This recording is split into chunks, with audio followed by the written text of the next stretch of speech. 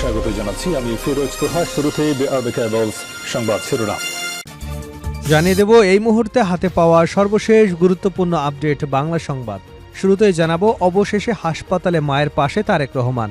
দীর্ঘ 17 বছর পর দেশে ফিরে অবশেষে হাসপাতালে মায়ের পাশে তারেক রহমান। রাজধানীর 300 ফিট এলাকায় সংবর্ধনা অনুষ্ঠান শেষে বৃহস্পতিবার সন্ধ্যায় এবার কেয়ার হাসপাতালে পৌঁছান তারেক রহমানের বহনকারী লাল সবুজ রঙের গাড়িটি।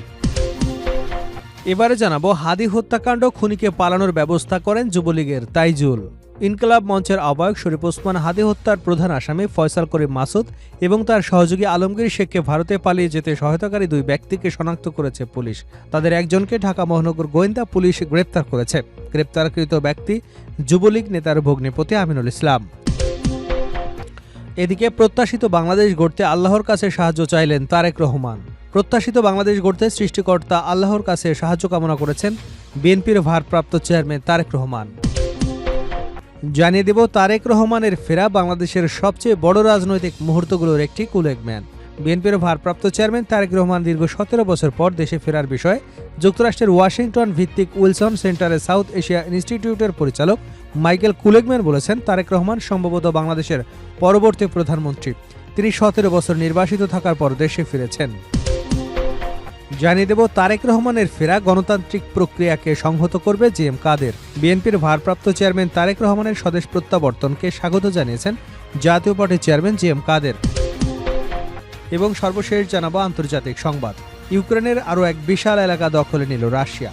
ইউক্রেনের বিশাল এলাকা দখলের দাবি রাশিয়ার। দেশটির দাবি 2025 সালে ইউক্রেনের 5100 বর্গ কিলোমিটারেরও বেশি এলাকা দখল করা হয়েছে। খবর আল জাজিরার। এতক্ষণ শিরোনাম শুনছিলেন, এবার বিস্তারিত। প্রিয় দর্শক, আপনি যদি এই চ্যানেলে নতুন হয়ে থাকেন, ভিডিওটি দেখতে দেখতে চ্যানেলটি সাবস্ক্রাইব করে আমাদের সঙ্গে থাকুন। আর এই ভিডিও সম্পর্কে আপনি আপনার মূল্যবান মতামতটি কমেন্ট বক্সে জানিয়ে দিন ভিডিওটি কোন জেলা থেকে দেখছেন। অবশেষে মায়ের পাশে তারেক রহমান। দীর্ঘ 17 বছর পর দেশে ফিরে অবশেষে হাসপাতালে মায়ের পাশে তারেক রহমান। রাজধানীর 300 ফিট এলাকায় সংবর্ধনা অনুষ্ঠান শেষে বৃহস্পতিবার সন্ধ্যায় এবার কেয়ার হাসপাতালে পৌঁছায় তারেক রহমানকে বহনকারী লাল সবুজ রঙের গাড়িটি। বৃহস্পতিবার 5:54 দিকে তারেক রহমান হাসপাতালে প্রবেশ করেন। 5:50 দিকে তারেক রহমানকে বহন করা লাল সবুজ বাসটি এবার কেয়ার হাসপাতালের গেটে এসে থামে। পরে হাসপাতালের গেটে গাড়ি থেকে নেমে দলের নেতাকর্মীদের সঙ্গে হেঁটে হাসপাতালের ভেতরে প্রবেশ করেন তিনি। তবে হাসপাতালে প্রবেশের আগে থেমে থেমে কয়েকবার হাসপাতালের সীমানায় ফাঁক দিয়ে উচ্ছ্বাসিত নেতাকর্মীদের সঙ্গে হাত মেলান তিনি। হাসপাতালে তারেক রহমানের সঙ্গে বিএনপির স্থায়ী কমিটির সদস্য সালাউদ্দিন আহমেদ, এজেডএম জাহিদ হোসেন সহ দলের শীর্ষ পর্যায়ের নেতারা উপস্থিত ছিলেন। জুলাই 36 এক্সপ্রেসওয়েতে গণসংবর্ধনা স্থলের বক্তৃতা শেষে তারেক রহমান এবার কেয়ার হাসপাতালের উদ্দেশ্যে রওনা দেন। তবে নেতাকর্মীদের ভিড়ের কারণে তাকে বহনকারী গাড়ি হাসপাতালে পৌঁছতে দেরি হয়। পথে সড়কের 2 পাশে ছিল হাজারো নেতাকর্মী। প্রিয় নেতাকে একনজর দেখার জন্য সড়কে দীর্ঘ সময় অপেক্ষা করছিলেন তারা। তারেক রহমানও নেতাকর্মীদের প্রতি হাত নেড়ে সেই ভালোবাসার জবাব দেন। এর আগে বিএনপির ভারপ্রাপ্ত চেয়ারম্যান তারেক রহমানকে বহনকারী বিমানটি বৃহস্পতিবার সকাল 10টায় সিলেট ওসমানী আন্তর্জাতিক বিমানবন্দরে অবতরণ করে। এর কিছুক্ষণ আগে তারেক রহমান তার ভেরিফাইড ফেসবুক পেজ এক স্ট্যাটাসে আবেগঘন বার্তায় লেখেন, দীর্ঘ 6314 মিনিট পর বাংলাদেশের আকাশে। বাংলাদেশের সময় বুধবার দিবাগত রাত 12:15টায় লন্ডনের হিথ্রো বিমানবন্দর থেকে ঢাকার উদ্দেশ্যে যাত্রা করে ফ্লাইটটি। একই দিন বাংলাদেশ সময় রাত 8:15টায় লন্ডনে নিজ বাসা ত্যাগ করেন তারেক রহমান। তিনি স্ত্রী জুবাইদা রহমান এবং কন্যা জাইমা রহমানকে সঙ্গে নিয়ে রাত 10:15টায় হিথ্রো বিমানবন্দরে পৌঁছান। হাদি হত্যাকাণ্ড খুনিকে পালানোর ব্যবস্থা করেন যুবলীগের তাইজুল। ইনকলাব মঞ্চের আহ্বায়ক শরীফ ওসমান হাদি হত্যার প্রধান আসামি ফয়সাল করিম মাসুদ এবং তার সহযোগী আলমগীর শেখকে ভারতে পালিয়ে যেতে সহায়তাকারী 2 ব্যক্তিকে শনাক্ত করেছে পুলিশ। এদের একজনকে ঢাকা মহানগর গোয়েন্দা পুলিশ গ্রেপ্তার করেছে। গ্রেপ্তারকৃত ব্যক্তি যুবলীগ নেতার ভগ্নিপতি আমিনুল ইসলাম। এ নিয়ে হাদি হত্যা ঘটনায় 11 জনকে গ্রেপ্তার করল পুলিশ ও র্যাব। তদন্ত সংশ্লিষ্ট সূত্রগুলো বলছে, শহীদ ওসমান হাদিকে হত্যার ঘটনায় সরাসরি জড়িত এবং এর নেপথ্যের ব্যক্তিদের শনাক্ত করে আইনের আওতায় আনার জন্য সর্বোচ্চ গুরুত্ব দিয়ে কাজ করছে আইনশৃঙ্খলা রক্ষাকারী বাহিনী।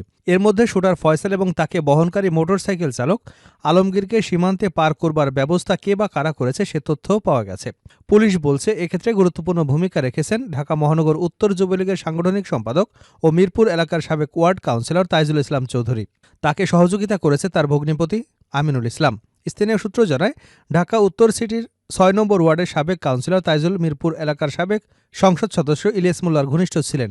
তিনি গত বছরের ৫ অগাস্ট গণঅভ্যুত্থানের পর ভারতে পালিয়ে যান।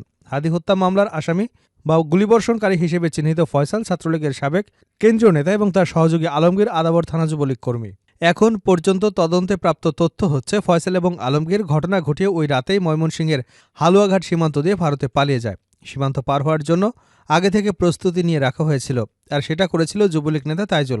হালুয়াঘাট সীমান্তে টাকার বিনিময়ে অবৈধভাবে মানুষকে সীমান্ত পারাপার করে সেই এলাকায় এমন কিছু দালাল রয়েছে। তাদের একজন ফিলিপস লাল, তার বাড়ি হালুয়াঘাট সীমান্ত সংলগ্ন ভাটুয়া গ্রামে। প্রত্যাশিত বাংলাদেশ গড়তে আল্লাহর কাছে সাহায্য চাইলেন তারেক রহমান।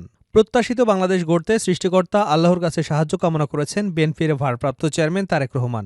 রাজধানীর ৩০০ ফিটে গণসংবর্ধনা অনুষ্ঠানে উপস্থিত জনগণের উদ্দেশ্যে তিনি বলেন, আমার সঙ্গে আজকে মঞ্চে বহু জাতীয় নেতৃবৃন্দ বসে আছেন। আজকে আমরা দুহাত তুলে আল্লাহর দরবারে দোয়া করি, আল্লাহর রহমত আমরা চাই। আমরা জনগণের প্রত্যাশিত বাংলাদেশ গড়ে তুলতে চাই। যে কোনো মূল্যে আমাদেরকে এই দেশে শান্তি শৃঙ্খলা বজায় রাখতে হবে। যে কোনো উস্কানির মুখে আমাদের ধীর শান্ত থাকতে হবে। আমাদের দেশে শান্তি চাই, আমরা দেশে শান্তি চাই, আমরা দেশে শান্তি চাই। তারেক রহমান আরও বলেন, আসুন আমরা আল্লাহ রব্বুল আলমিনের দরবারে হাত তুলে প্রার্থনা করি, হে রব্বুল আলমিন, হে একমাত্র মালিক, হে একমাত্র পরওয়ারদিগার, হে একমাত্র রহমত দানকারী, হে একমাত্র সাহায্যকারী, আপনি যদি আজ আমাদের রহমত দেন, তাহলে আমরা দেশের মানুষ কঠোর পরিশ্রমের মাধ্যমে আমাদের প্রত্যাশিত বাংলাদেশকে গড়ে তুলতে পারব। আজ যদি আল্লাহর রহমত, আল্লাহর সাহায্য, আল্লাহর দয়া মানুষের উপরে থাকে, ইনশাল্লাহ আমরা আমাদের প্রত্যাশিত বাংলাদেশ গড়ে তুলতে পারব। আমরা সকলে মিলে প্রতিজ্ঞা করি যে আগামী দিনে দেশ পরিচালনার দায়িত্বে যারা আসবেন, আমরা সকলে মিলে নবী করিম সাল্লাল্লাহু আলাইহি ওয়াসাল্লামের যে ন্যায়পরায়ণতা, তার আলোকে দেশ পরিচালনা করব, যোগ করেন বিএনপির ভারপ্রাপ্ত চেয়ারম্যান তারেক রহমান। তারেক রহমানের দেশে ফেরা বাংলাদেশের সবচেয়ে বড় রাজনৈতিক মুহূর্তগুলোর একটি কুলেগম্যান। বিএনপির ভারপ্রাপ্ত চেয়ারম্যান তারেক রহমান দীর্ঘ ১৭ বছর পর দেশে ফেরার বিষয়ে যুক্তরাষ্ট্রের ওয়াশিংটন ভিত্তিক উইলসন সেন্টারে সাউথ এশিয়া ইনস্টিটিউটের পরিচালক মাইকেল কুলেগম্যান বলেছেন, তারেক রহমান সম্ভবত বাংলাদেশের পরবর্তী প্রধানমন্ত্রী। তিনি ১৭ বছর নির্বাসিত থাকার পর দেশে ফিরেছেন। বৃহস্পতিবার সামাজিক যোগাযোগ মাধ্যম এক্স হ্যান্ডেলে তিনি এই প্রতিক্রিয়া জানান। মাইকেল কুলেগম্যান প্রতিক্রিয়ায় বলেন, তারেক রহমানের প্রত্যাবর্তন বছরের পর বছর ধরে বাংলাদেশের সবচেয়ে বড় রাজনৈতিক মুহূর্তগুলোর একটি হয়ে থাকবে। এটি তার ভিত্তির সঙ্গে পুনরায় সংযোগ স্থাপন এবং বাংলাদেশের রাজনীতির বারুদের স্তূপ থেকে বেরিয়ে আসার ক্ষমতারও একটি পরীক্ষা। জানাবো আন্তর্জাতিক সংবাদ। ইউক্রেনের আরও এক বিশাল এলাকা দখলে নিল রাশিয়া। ইউক্রেনের বিশাল এলাকা দখল করবার দাবি করেছে রাশিয়া। দেশটির দাবি, ২০২৫ সালে ইউক্রেনের ৫,১০০ বর্গ কিলোমিটারেরও বেশি এলাকা দখল করা হয়েছে। বৃহস্পতিবার আল জাজিরার এক প্রতিবেদনে এ তথ্য জানানো হয়েছে। প্রেসিডেন্ট ভ্লাদিমির পুতিন বলেন, রুশ বাহিনী ইউক্রেনের পশ্চিমাঞ্চলীয় দোনেস্ক অঞ্চলের সিবেরস্ক এবং উত্তরাঞ্চলীয় খার্কিভ অঞ্চলের ভোভসানস্ক শহর দখল করেছে। পাশাপাশি তিনি দাবি করেন, দোনেস্কের মিলান এবং কিস্তিয়ান্তিনিভকার অন্তত অর্ধেক এলাকা এবং দক্ষিণাঞ্চলীয় ঝাপোরিঝিয়া অঞ্চলের হুলিয়াহাই পোলাও রাশিয়া নিয়ন্ত্রণ করছে। তবে এই দাবির সঙ্গে একমত নন ইউক্রেনের যুদ্ধ পর্যবেক্ষকরা। যুক্তরাষ্ট্রভিত্তিক think tank institute for the study of war জানিয়েছে, স্যাটেলাইট চিত্র বা উন্মুক্ত সূত্রের তথ্য পুতিনের বক্তব্যের সঙ্গে মিলছে না।